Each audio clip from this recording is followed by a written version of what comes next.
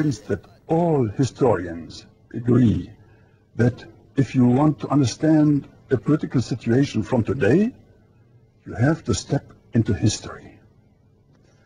And this history has proven, the files which I have checked, for instance, that Greece before 1912, 1930, has never possessed Macedonian territory, neither in the Antiques, nor in the Roman times, of course, nor in the Slavic times, not in the Ottoman times. Only after the violation of international law in 1912, 1930, in the Balkan Wars, together with Bulgaria, Serbia, and Montenegro, they have occupied and annexed Macedonian, Thracian, and Epirus territory. So basically, Greece has stolen. Another point you have asked, this historical connection is, of course, totally independent from the right of Macedonia of self-determination. Every people, every nation in the world has this right. And so Macedonia can decide on its own identity, on its own name. Nobody has to interfere. I came home after my 3 years of service here, or more than 3 years of service in Macedonia. I held a number of speeches in Germany. Although I have been here for 3 years, I was lacking lots of information about the background. And that's why I started to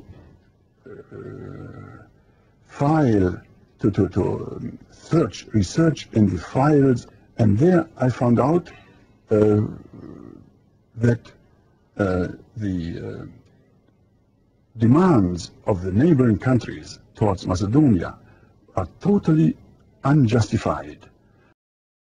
They do know that Greece is tricky and is deceiving and even lying to Macedonia. And they know that this should not be the case, especially from the cradle of Europe, from the cradle of democratic principles. Greece should basically have a responsibility for truth and justice. And the European Commission knows about this. If she really continues to support Greece with this false solidarity, then there must be bigger interests behind this scenery. And I think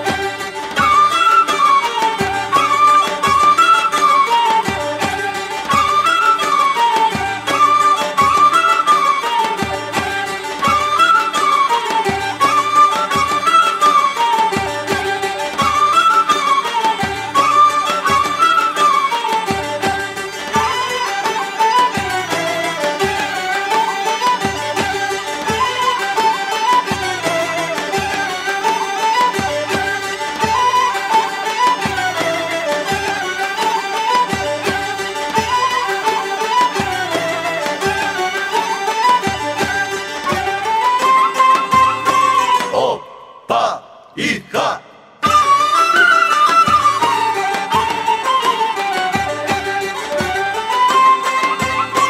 Opa, hija.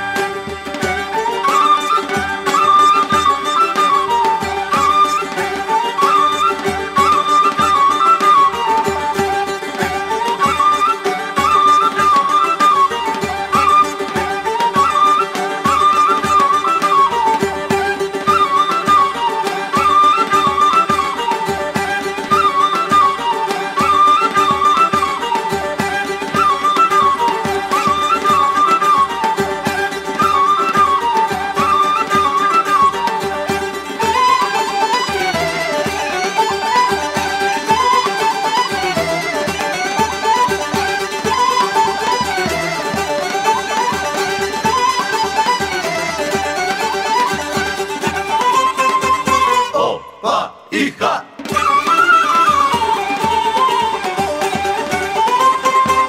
Opa, hija.